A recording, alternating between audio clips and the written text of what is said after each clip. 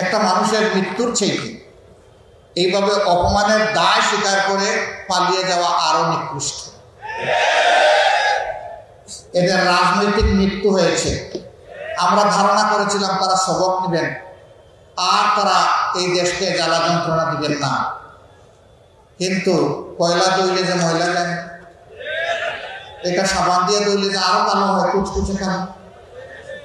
যখন বাংলাদেশে দায়িত্বশীলতার পরিচয় দিল, তখন একটি উগ্র সংগঠন আবার হিন্দু ধর্মের লোকদেরকে উস্কাতে দিল যে এবারকার দুর্গাপূজা আমরা করব না, এটা আমরা বাদ দেব।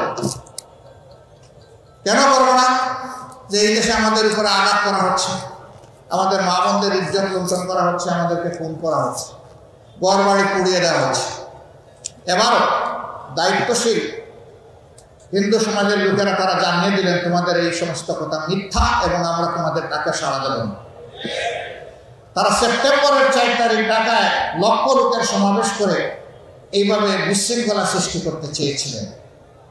ওই ধর্মের ভাইদের দায়িত্বশীলতার কারণে তাদের সেই ষড়যন্ত্র আল্লাহ ব্যর্থ করে দিয়েছে।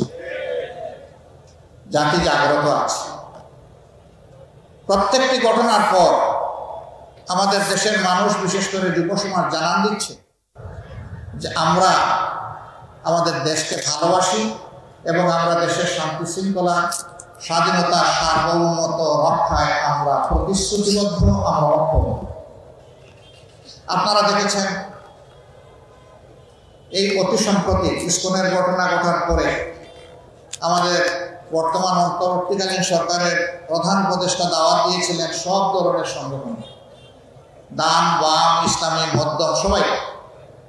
এই বাংলাদেশের 53 বছর চলার জীবনে প্রথমবারের মতো সকল ঘরানার রাজনৈতিক নেতৃবৃন্দ একসাথে বসে তারা হাত তুলে অঙ্গীকার করেছেন দেশ এবং জনগণের স্বার্থ রক্ষায়, স্বাধীনতা সার্বভৌমত্ব রক্ষায় আমরা সবাই, আমরা কোনো অপশক্তির কাছে মাথা নত করব না, আমরা কোনো চোখ রাঙানিকে পরোয়া করব।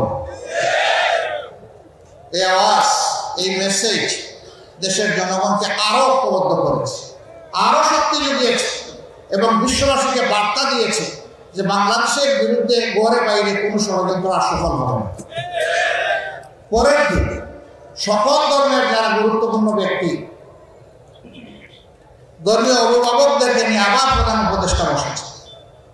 তারা হাতে হাত মিলিয়ে আওয়াজ দিয়েছেন এখানে ধর্ম বর্ণের কোনো কথা নেই, আমরা সকলে মিলে বাংলাদেশ এবং এই বাংলাদেশকে আমরা রক্ষা করব। এই বাংলাদেশের বিরুদ্ধে কোনো ষড়যন্ত্রে আমরা পা দিব না এবং আমরা বরদাস্ত করব। আমরা অভিনন্দন জানাই, মোবারকবাদ জানাই এই অঙ্গীকার ব্যক্ত করার জন্য। তারা কি করেছে, কি করে না? গত 15.5 বছর ক্ষমতায় এসে পিলখানায় 57 জন সেনা অফিসারকে নির্মমভাবে হত্যা করল, তাদের পরিবারের কোনো সদস্যকে হত্যা করল। এরপরে জামাতে ইসলামীকে তারা ধ্বংস করার জন্য নেতৃবৃন্দের মাথার উপরে তলোয়ার চালাল, শত শত নেতাকর্মীকে খুন করল। তখন অবশ্য অন্য কোনো দলের উপরে এই বিপদ আসে না। আমরা সেদিন আমাদের বন্ধুদেরকে বলেছিলাম সবাইকে যে আমাদের উপর যে যুদ্ধ এই সরকার অন্যায় যুদ্ধ শুরু করেছে, আসেন একসাথে আমরা সেই যুদ্ধ মোকাবেলা করি, তাইলে এই যুদ্ধ আর কাউকে আক্রান্ত করবে না। দেশ বাঁচবে, আপনারা বাঁচবেন, আমরাও সবাই বাঁচব। সেদিন আমাদের এই আওয়াজ আমরা বুঝাতে পারিনি, অথবা তারা উপলব্ধি করতে ব্যর্থ হয়েছিলেন, যার মাসুল পরবর্তী পর্যায়ে গোটা 15.5 বছর ধরে জাতিকে পরিশোধ করতে হয়েছে। আমরা বলেছিলাম আমাদের মাথায় আঘাত করা হয়েছে, সবার মাথায় আঘাত করা হয়েছে, সময়ের ব্যবধানে তাই প্রমাণ হয়েছে। সম্মানিত ভাইয়েরা, এখান থেকে আমাদের শিক্ষা নেওয়া উচিত। আমাদের আলিম সমাজের উপর সরকার আক্রোশ নিয়েছে। 13 সালের 5ই মে শাপলা চত্বরে কি করা হয়েছে, কি নারকীয় হত্যাকাণ্ড চালানো হয়েছে আপনারা দেখেছেন। মানুষ কতটা বিকৃত হলে বলতে পারে সেদিন কেউ মরে নাই, সেখানে আলিমুল্লামার রং ছিটিয়ে দিয়েছে। হ্যাঁ, মানুষ যারা দিনের জন্য দুনিয়া থেকে বিদায় নেয় তারা তো শহীদ হয়ে আল্লাহর প্রিয় বান্দাবান্দি হিসাবেই বিদায় নেয়, কিন্তু যারা অপকর্মের দায় নিয়ে দেশ থেকে পালিয়ে যায় তারা কি নিয়ে পালিয়ে যায়?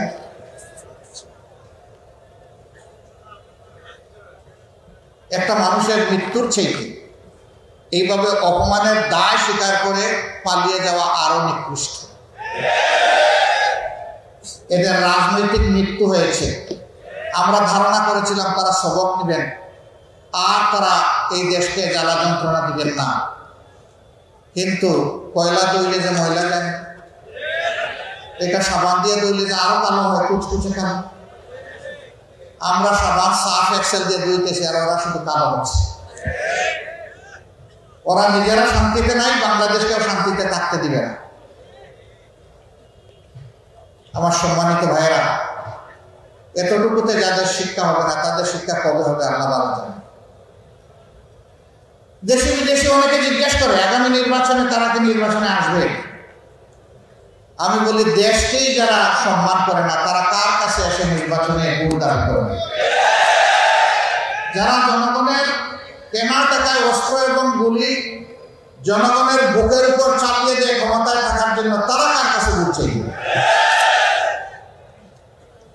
যারা নিরীহ জনগণকে খুন করেছে তাদের পরিবারের কাছে গিয়ে জিজ্ঞেস করুন তারা তাদের এই ধরনের রাজনীতি আর চায় কিনা, এই ধরনের আগ্রাসী দলকে আর রাজনীতিতে দেখতে চায় কিনা। তাদের কাছে গিয়ে জানান, আমাদের কাছে জানার দরকার নেই, আমরা তো বেঁচে আছি।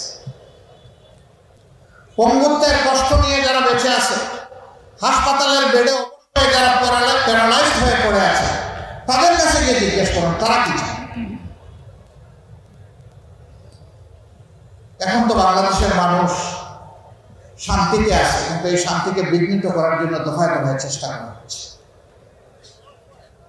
ইনশাআল্লাহ আমরা আশাবাদী একটা ঐক্যবদ্ধ জাতি সকল ষড়যন্ত্র মোকাবেলা করে সামনে এগিয়ে যাবে ইনশাআল্লাহ। আমরা এমন একটা বাংলাদেশ গড়তে চাই, আমাদের সন্তানদের আশা পূরণের উপযুক্ত বাংলাদেশ। তাদের প্রধান স্লোগান ছিল উই ওয়ান্ট জাস্টিস। আমরা বৈষম্য নয় বরঞ্চ বৈষম্যহীন ন্যায় বিচারপূর্ণ একটা সমাজ চাই। আমরা তাদেরকে কথা দিচ্ছি আল্লাহ তাআলার সাহায্য এবং জনগণের ভালোবাসা পেলে আমরা সেই সমাজটি বাংলাদেশ এবং জাতিকে উপহার দেব ইনশাআল্লাহ। আমরা কথা দিচ্ছি আমাদের হাত দিয়ে কোনো চাঁদাবাজি হবে না এবং কোনো চাঁদাবাজি বরদাস্ত করবো না ইনশাআল্লাহ। আমরা কথা দিচ্ছি বাংলাদেশের 1 ইঞ্চি মাটির উপর কারো কোনো দখল বাণিজ্য চলবে না এবং চলতে দেব না। আমরা কথা দিচ্ছি সরকারি আধা সরকারি বেসরকারি অফিসে বসে কেউ ঘুষ খাওয়ার প্রয়োজন অনুভব করবে না এবং দুঃসাহস দেখাবে না। আমরা কথা দিচ্ছি আমাদের যুব সমাজের হাতকে আমরা কর্মী কারিগরের হাতে পরিণত করতে চাই। তারা হলো দেশ গড়ার কারিগর। সার্টিফিকেট নিয়ে তারা বের হয়ে বেকারত্বের অভিশাপে কান্নাকাটি করবে না, হাউতাস করবে না। তাদেরকে নৈতিক এবং জাগতিক শিক্ষা এমনভাবে সমৃদ্ধ করা হবে যে প্রত্যেকটা ছাত্র কিংবা ছাত্রী তার শিক্ষার পাঠ চুকানোর সাথে সাথে দেশ গড়ার একজন যোগ্য কারিগরে পরিণত হবে এবং কাজ তার হাতে চলে আসবে। উন্নত দেশে আছে শিক্ষাকালীন সময়েই তাদের হাতে কাজ চলে আসে। শিক্ষা জীবনের আগেই তাদের এগ্রিমেন্ট সম্পূর্ণ হয়ে যায়। শিক্ষা জীবন শেষ করার সাথে সাথে তারা কর্মে ঢুকে পড়ে। তারা পরীক্ষার রেজাল্টের অপেক্ষা করে, অতীতের রেজাল্টকে মূল্যায়ন করেই তাদের হাতে এইভাবে কাজ চলে আসে। আমরা এই ধরনেরই একটি সমৃদ্ধ যুব সমৃদ্ধ বাংলাদেশ গড়তে চাই ইনশাআল্লাহ। এমন বাংলাদেশ আমরা গড়তে চাই যেই বাংলাদেশে মসজিদ, মন্দির, চার্চ, প্যাগোডা, মঠ কোনো জায়গায় নিরাপত্তার জন্য পাহারা বসানোর প্রয়োজন, বরঞ্চ ঘরে বাইরে নিজেদের ধর্মীয় কাজে, সামাজিক কাজে, পেশাগত কাজে সকল জায়গায় একজন নাগরিক পূর্ণ স্বাধীনতা, মর্যাদা এবং নিরাপত্তা ভোগ করবে ইনশাআল্লাহ।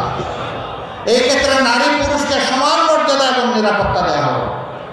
বাংলাদেশ জামাত ইসলামী সেই স্বপ্নের রাষ্ট্র যদি গড়ার সুযোগ পায় আল্লাহ কোরআনের ভিত্তিতে, তাহলে সেই রাষ্ট্রে পুরুষের পাশাপাশি আমাদের মা বোনেরা, আমাদের মেয়েরা অত্যন্ত মর্যাদা, গর্ব এবং ইজ্জতের সাথে তারা তাদের দায়িত্ব পালন করবেন।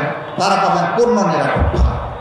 এখন সমাজের বিভিন্ন জায়গায় কাজ করতে গিয়ে না পান তারা নিরাপত্তা, না পান তারা মর্যাদা। সেদিন তারা মায়ের মর্যাদা পাবেন, সহদরা বোনের মর্যাদা পাবেন, ঔরজাত মেয়ের মর্যাদা পাবেন ইনশাআল্লাহ। এবং ঘুরে ফিরে আমরা তাদেরকে পূর্ণভাবে মায়ের মর্যাদা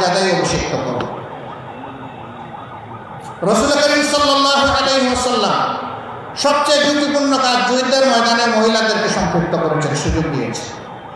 আমরা তাদেরকে বঞ্চিত করার অধিকার রাখি না।